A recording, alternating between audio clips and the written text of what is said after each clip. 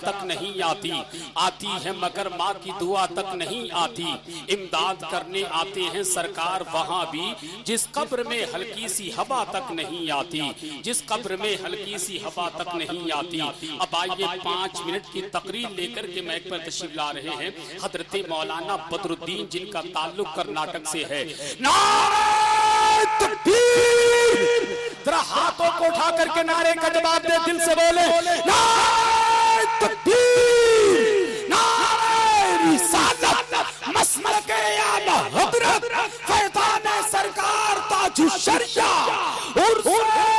رضوی، نعرہ تکبیر!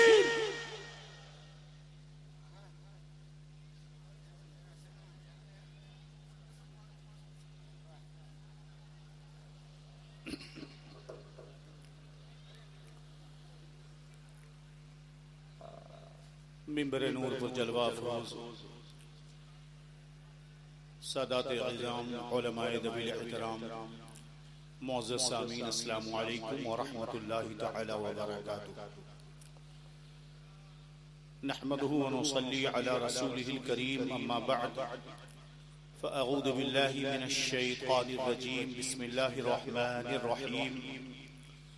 ألم تر كيف ضرب الله مثلا كلمة طيبة كشجرة طيبة أصلها ثابت وفرعها في السماء، صدق الله مولانا العظيم وصدق رسوله النبي الأمين الكريم،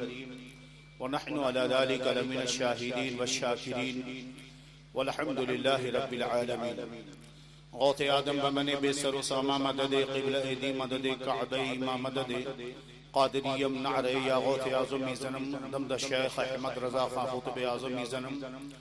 بگرداب بلا افتاد کشتی ضعیفانوں شکستارات و پشتی بحق خواجہ عثمان ہاروں، مدد کن مدد کن مدد کن یا معین الدین چشتی۔ درود پاک پڑھنے اللہم صلی علی سیدنا و نبینا مولانا محمد طب القلوب و دوائها و عافیت الابدان و شفائها و نور الابصار و ضیائها و علی آلہ و صحبہ و بارک و سلم صلاة و سلاما علیک یا رسول اللہ صلی اللہ تعالی علیہ وسلم۔ حضرات محترم، عرس اعلیٰ حضرت کی اس پرنور بہار اس ماحول میں ہم اور آپ آج بریلی کی سرزمین پر حاضر ہوئے ہیں۔ اس وقت شہر بریلی میں پورا عالم اکٹھا ہوا ہے۔ میں نے قرآن مقدسہ کی آیت کریمہ تلاوت کی۔ اللہ عز و جل ارشاد فرماتا ہے کہ کیا تم دیکھتے نہیں؟ اللہ عز و جل کلمہ طیبہ کی کیسی مثال بیان فرماتا ہے، جیسے کہ شجرہ طیبہ جس کی اصل ثابت ہے اور اس کی شاخیں، اس کی فرع بلند سے بلند تر ہے۔ آیت کریمہ کا مفہوم اس آیت طیبہ کی تفسیر میں حضرت عبداللہ ابن عباس رضی اللہ عنہ ارشاد فرماتے ہیں کلمہ طیبہ سے مراد لا الہ الا اللہ محمد الرسول اللہ صلی اللہ علیہ وسلم ہے، اور شجرہ طیبہ سے مراد مرد مومن ہے۔ جب مرد مومن کے دل میں کلمہ طیبہ راسخ ہو جاتا ہے، اللہ عز و جل نے اس کی مثال شجرہ طیبہ سے دی اور ارشاد فرمایا شجرہ طیبہ وہ ہے جس کی اصل ثابت ہے، جس کی جڑیں بہت ہی مضبوط ہوتی ہیں اور جس کی فرع بڑی بلند اور بہت ہی دور تک پھیلی ہوتی ہے۔ بریلی کی سرزمین پر جب ہم ایک مرد قلندر کو دیکھتے ہیں جسے دنیا اعلیٰ حضرت کہتی ہے، جن کے عرس صحابہ قدس میں ہم حاضر ہیں، یہ وہ شجرہ طیبہ ہے جس کی جڑیں اتنی مضبوط ہیں کہ 107 سال ان کے دنیا سے تشریف لے جانے کو ہو چکے ہیں، مگر اس مضبوط شجرہ طیبہ کل بھی اپنے بہاروں کے ساتھ موجود تھا اور آج بھی موجود ہے اور قیامت تک انشاءاللہ عز و جل باقی رہے گا۔ حضرات محترم، شجرہ طیبہ کی خوبی یہ ہے کہ اس کی جڑیں اس قدر مضبوط ہوتی ہیں کہ بڑے سے بڑی آندھی، بڑے سے بڑا طوفان، حوادثات اس کے اوپر کچھ اثر نہیں ڈالتے ہیں۔ نہ جانے کتنے ماحول گزرے، کتنے حالات آئے، مگر مسلک اعلی حضرت کل بھی بلند و بالا تھا، آج بھی بلند و بالا ہے، اور اسی کے سائے میں اہل سنت والجماعت اپنے عقیدے کا تحفظ کر رہی ہے۔ اسی لیے تو کسی دکنی شاعر نے کہا تھا کہ خورشید علم ان کا درخشاں ہے آج بھی، احمد رضا کا شمع فروزاں ہے آج بھی، سب ان سے جلنے والوں کے گل ہو گئے چراغ، احمد رضا کی شمع فروزاں ہے آج بھی، اور راضی خدمت قرآن پاک کی وہ لاجواب کی، راضی رضا سے صاحب قرآن ہے آج بھی۔ امام احمد رضا محدث بریلوی رضی اللہ تعالیٰ عنہ اس شجر طیبہ کا نام ہے جس کی شاخیں اتنی بلند اور جس کے سائے میں آنے والوں نے اپنی حفاظت اور سلامتی کو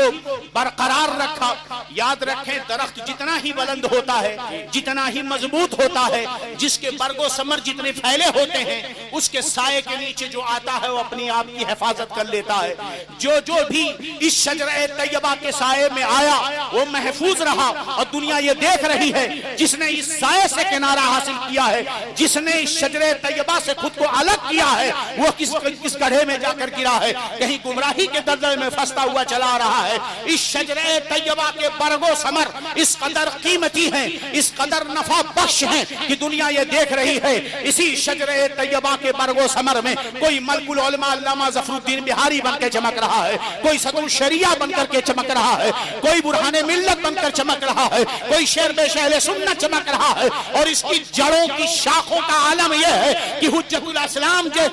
الاسلام جیسا ہیرا کوئی آج تک نہ دے سکا، مفتی اعظم ہند جیسا باکمال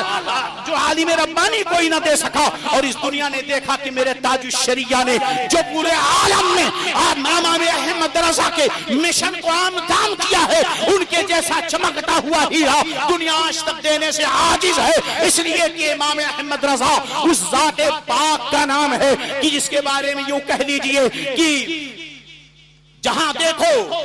جس طرف بھی دیکھو امام احمد رضا محدث بریلوی رضی اللہ تعالیٰ عنہ کی جو ہے فیوز و برکات سے ہر کوئی مستفیض ہو رہا ہے، اسی کی جڑ کی ایک شاخ اس وقت قائد ملت کی ذات میں ہمارے سامنے جلوہ فروز ہے۔ یاد رکھو اس شجرہ طیبہ کی شاخوں سے عالم مستفیض ہوتا رہا ہے، اور اس دور میں قیادت کی جو خوبیاں دنیا قائد ملت کے اندر دیکھ رہی ہے، یہ کوئی تاج الشریعہ کی گدی پہ بیٹھا ہوا ان کا شہزادہ ہی نہیں، بلکہ اس وقت عالم نے اس فتن حالات میں قوم کی قیادت کی ساری خوبیاں اللہ رب العزت نے قائد ملت کے اندر جمع کرا۔ بریلی سے جو کٹا اس کا حشر کیا ہوا یہ دنیا دیکھ رہی ہے۔ یاد رہے کہ درخت کے نیچے پھل سے ہر کوئی فائدہ اٹھاتا ہے،